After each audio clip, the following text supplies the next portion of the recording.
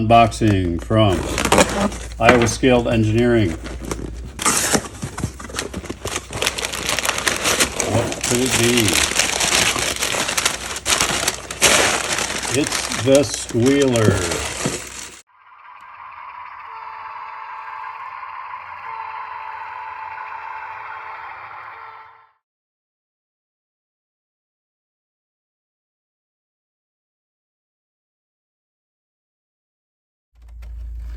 So we're at the workbench looking at Iowa Scaled Engineering's Squealer, which emulates Flange Squeal using under the track sensors. As the train passes over those sensors, the circuit board then creates a flange squeal sound, which goes through this speaker that's in a 3D printed housing. So everything is on this 3D printed card. Actually, this 3D printed card could be used to, I may actually just use these pegs to mount this underneath the layout, and you could probably use this if you cut it out as a way to mount the sensor under the train board, but I'll play around with that. I think it's nice packaging. There's a sensor that comes with it, and then I got an additional sensor because I have two curved tracks that go from the main layout to the layout extension, and that's where I want this flange squealers to be activated. So it's prototypical. As trains go around a tight curve, you're going to hear flange squeal. So much like the train spotter sensors, these are the same size, so they go up underneath, and I'll show you how I do that. The difference with the sensors that come with this Squealer is they detect motion. So it's not, they don't just detect being blocked, but they detect movement across the surface, so that if the train stops when it's over the sensor, then the squealing stops. So they're not just IR sensors, they're motion sensors. So you can't just use the regular train spotters for this. They have separate sensors. So it's pretty simple. There's the circuit board, which takes DC input, and then the wires from the sensor, the two sensors in this case, would just go into these inputs here, and the speaker plugs right in here. It's got a plug on the end of the speaker wire, and you mount the speaker under the board, and then you drill a hole up. Well, you could do it how you want, but what they recommend is you drill a hole through the baseboard and you mount this under the baseboard, and then the sound comes up through that hole, and you just cover that hole with, shrubbery or railroad ties or whatever. It's the same module, sound module or speaker that I have for the crossing. The Iowa Scale Engineering also makes a bell module, and it uses that same speaker housing, and that's how I mounted it. So that's the Squealer, and as you can see from the instructions, it's pretty straightforward. That's what I like about Iowa Scaled Engineering. They simplify electronic circuitry as much as you probably can at this point for model rarity. So kudos to them, and the product quality is great. The packaging is nice. More importantly, the product itself works phenomenally well. So we're gonna hook this thing up and give it a go.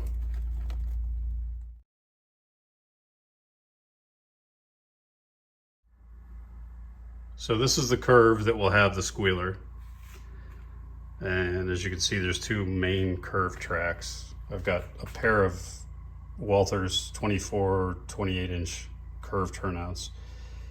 One here, and then one of the tracks that comes off is also a curve. So if we move the Sperry rail car, I'll show you what we're gonna do.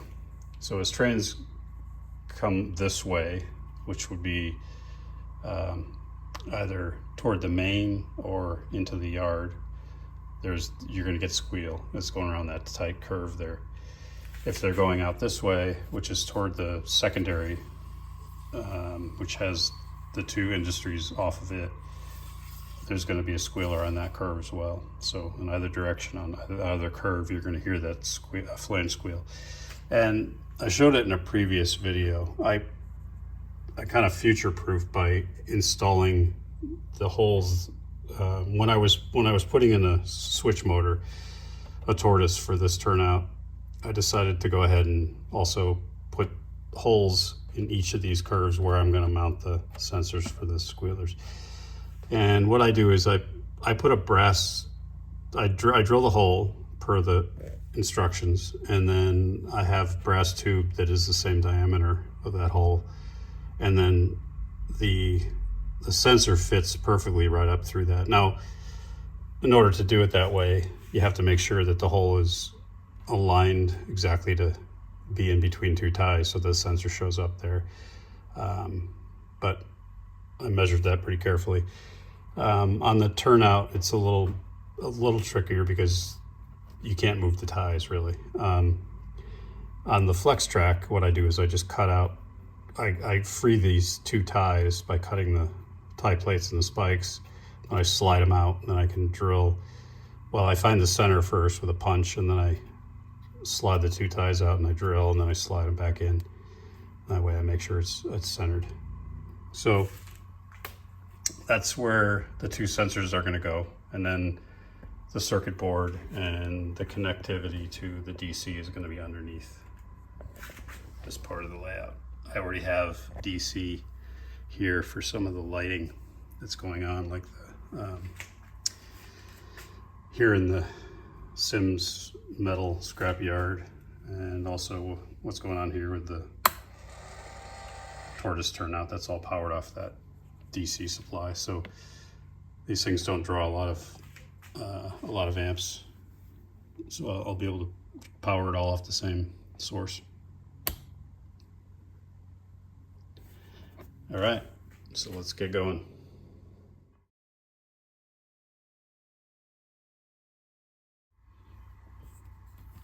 So what Iowa Scaled Engineering recommends is a 3/8 inch hole after you drill a pilot hole. That gives you a little bit of wiggle room to find the center when you're putting that sensor in.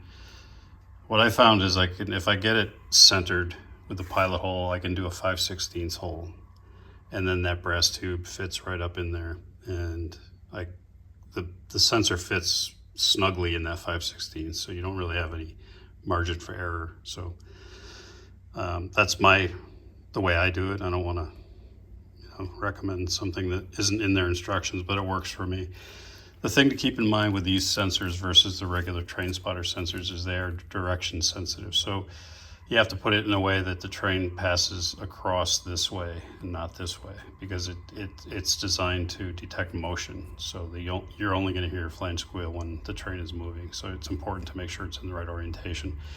And I'll show you what it looks like when it's in there, in that right orientation. So if I get my hand under the board here, you wouldn't want it in that orientation. Per the instructions, you want it in this orientation, like this.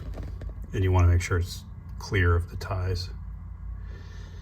And I haven't tested it. It's not completely connected. If I need to, I could always just take an X-Acto and carve some of that tie away, but I don't think I will need to on that one. And then I'll do the same in this hole here. So once you get those in there, you hook them up to the circuit board. So let me take that out and just talk about something on the sensors themselves. Because you've got circuitry on there, these are going to be sensitive to getting wet. So if you're going to be ballasting, you don't want to be dumping wet, diluted Elmer's glue down there, because you'll probably destroy this. So they recommend you can paint, cover it with liquid electric tape, which I've done in a prior video for the train spotter. So I'm going to do that. Obviously you don't get anything on the sensor itself, and there's an LED down here that indicates when it's triggered. So I don't cover that, and I don't cover obviously the top, but I do cover all the main components with just one coat of it. It's not going to be waterproof, but it'll give you some water resistance if any does drip down there. I've had some subscribers say use clear nail polish. I'm using the liquid electric tape just because that's what Iowa Scaled Engineering recommends, so I don't want to mess with anything else. So yeah, that's the sensor installation, and the squealer comes with one of these, and then I think it's like $25 for each additional. So I wanted to have two because there's two parallel curves, side-by-side curves, and I want each one to activate the squealer. So they'll both be connected to that same squealer circuit. They'll just each independently activate it. So there's let's see, this one. Yeah, these just go into there's the wire connectors. You just put the wire in the end and you screw down the screw, and that locks it in. So it's easy to install it. The speaker that it comes with has a plug and a receptacle on the circuit board, so that just plugs right in. And this wire is plugged into the end here, so you can unplug it if you need to while you're installing it. All right, on to the next step.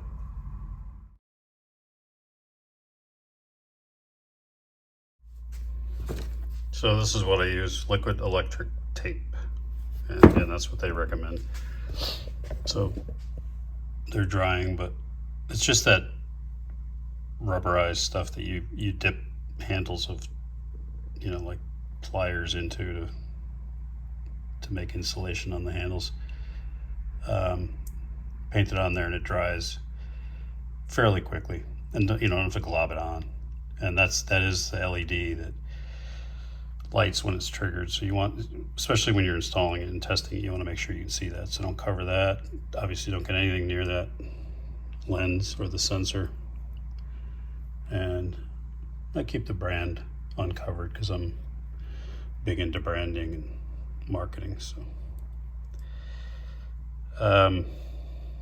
So those will be protected in case I accidentally get some moisture down into those tubes when I'm ballasting. I'm still going to be very careful, obviously, because I'm sure the sensors themselves are not going to do well if they get wet. So while those dry, let's talk about the speaker. So the speaker, my magnifying, cheap Amazon Chinese magnifying lenses work pretty well. The speaker box, let me show you what it looks like installed, because I've done that already on my crossing. So you've seen the crossing if you've watched the channel, and right underneath these railroad ties is a hole, and I could cover it with vegetation as well, but this is easier.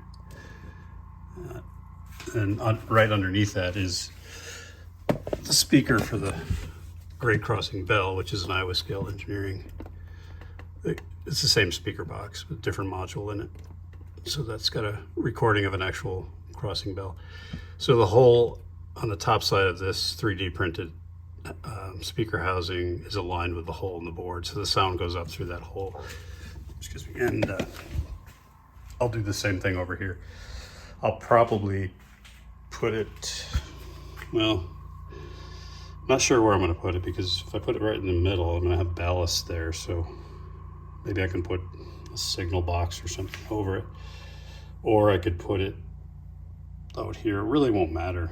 I'll probably put it here, and then I can cover it. Just need the hole. I don't know if it's like a 1/4 inch hole, or so. I think that's about what I did. So we'll continue the process.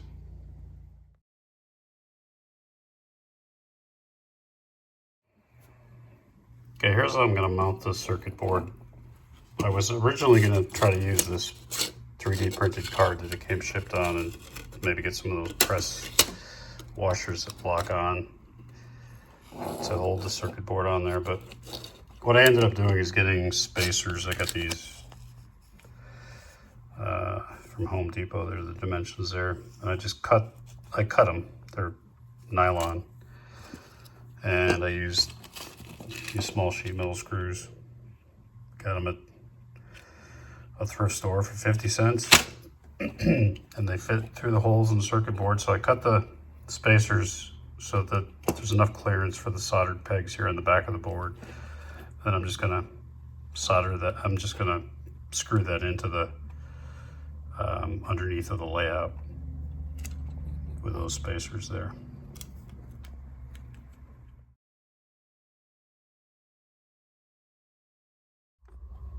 So here's where I'm going to mount it. This is the board that's against the wall underneath the layout. I've got the spacers on the 4 screws in each corner of the circuit board. I pre-drilled very small holes just because this is plywood. It's tough to just drill into without pre-drilling, and it doesn't matter whether it's up or down, but I like the ISE logo to be right side up. So don't over tighten them because you don't need a whole lot to hold it on there. And make sure those spacers obviously are cut enough so you can get the screws to bite into the wood, but you want to make sure there's enough of a spacer so that you're not impinging the back of the circuit board against the wood. So we got that. Just hand snug them.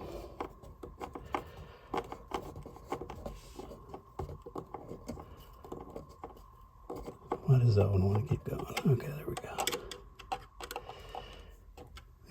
You don't want to crank them down too much because those nylon spacers will probably crush a bit. So there it is, nice and tight on there. It's not interfering with the back of the board against the wood. There's a gap there. And then all the wiring can come off of there. So there's a speaker, there's one of the sensors, and I'll put the other sensor in there, and then everything else will go up underneath the tracks.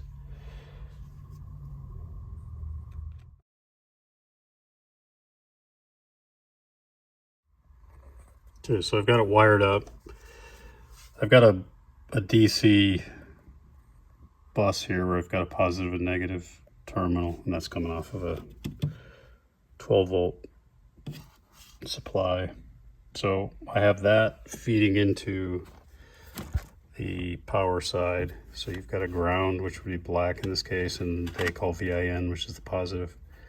And just make sure that aligns with or corresponds with your power source. And then the speaker just plugs in to the speaker outlet. I've got 2 sensors, so the way they call for wiring the sensors is there are 1, 2, 3, 4 wires. There's a red, a black, a white, and a blue. So the red has 3 terminals. You can put one sensor in one, the other sensor in the other. You can double them up, it doesn't matter. Same with the black. With the white and the blue, you have to double them up because there's a terminal for the white, which is I think it's IN1, and then there's a terminal IN2 for the blue. So both sensors have to go into these. So two whites go into the IN1, 2 blues go into the IN2. The one in the middle is a ground. They say not to use that for the sensor, so that's how I did it. So I've got the speaker hanging there. I've got the 2 sensors. Both of them activate the squealer, as you can see. That's one. Here's the other one. Come on. So they're direction sensitive. You have to actually go in that direction. You can't go side to side. So that one activates.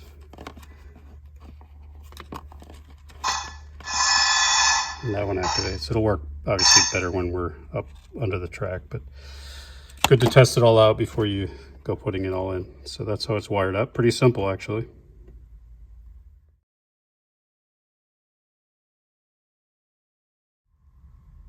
From under the board, you can see where I have those 5/16 brass tubes going up between the 2 tracks, one there and one there, and I'll just slide the sensors into there, and I'll mount them with holders. But for now, I'm just going to test it out.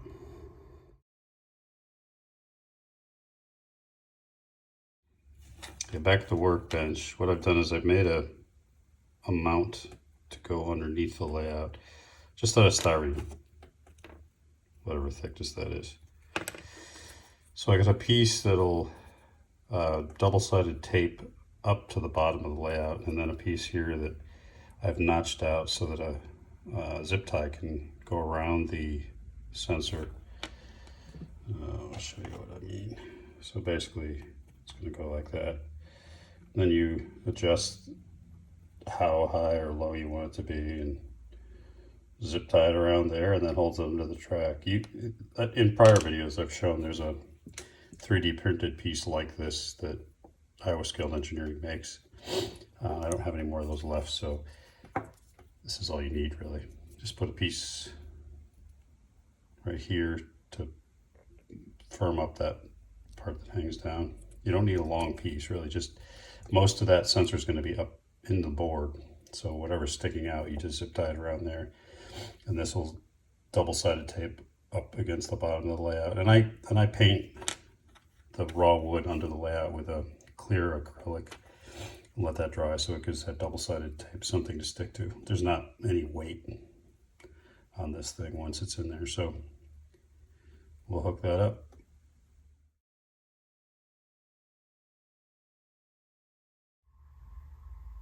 So there it is, mounted to the holder. I put the notches on that plastic in such a way that as best I could, I got the zip tie to go in between the components here. You don't need to put it on very tight. You don't want to damage anything. So that'll just go up under there in the right orientation between the ties, and then double-sided tape.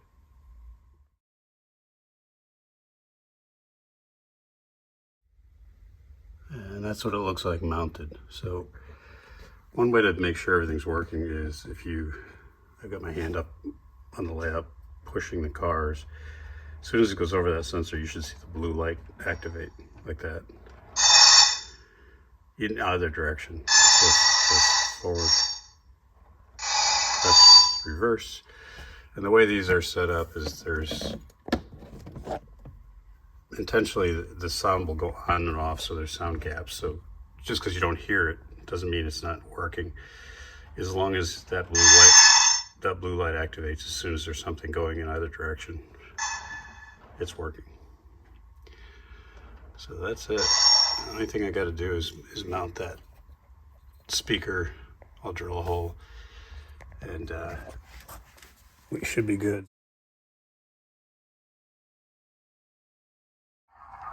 All right, now let's test it out. So we've got P&W's pulling out of the CSX yard with a cut of cars, 2203. And it's about to get into that sharp curve. So you got to pick where you want to put the sensors. And in my case, I put one in the center of the curve, closest to the fascia, and one in the center of the curve behind it. You could put one on either end, but to me, the train, if it starts squealing when the whole train is in the curve, I think that's good enough for realism. So it's got to get into the center of the curve there. And these low sound decoders also have squealers on them, so you could use that in addition to the curve squeal.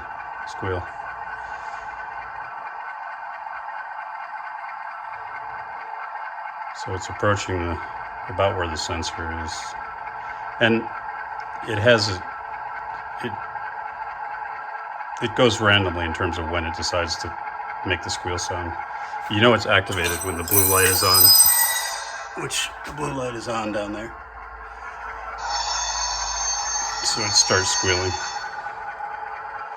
just as it would if you're dragging a long train through a sharp curve like that. And that volume's got to be adjusted down. You just turn a screw on the speaker module, so you can hear the random gaps. It doesn't just constantly go.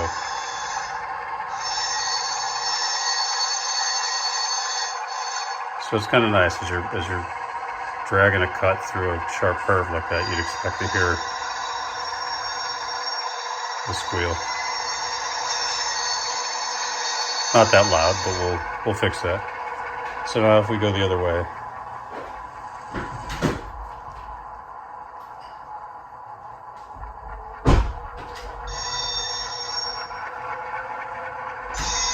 it works in that direction also.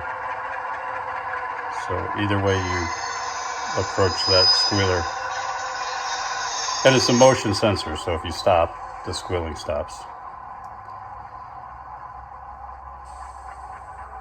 That's why you can't use the same train spotters they use for like activating signals,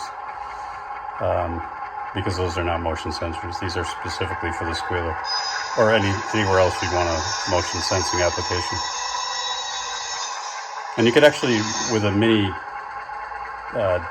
data card, you could put in that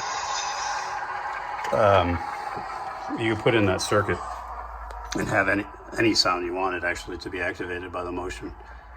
There's a slot for a card up there, the top right silver box.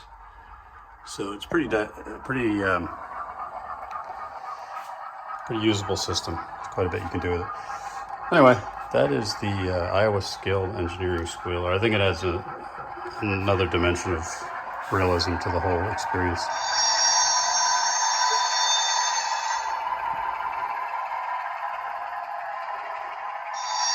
So there you have it.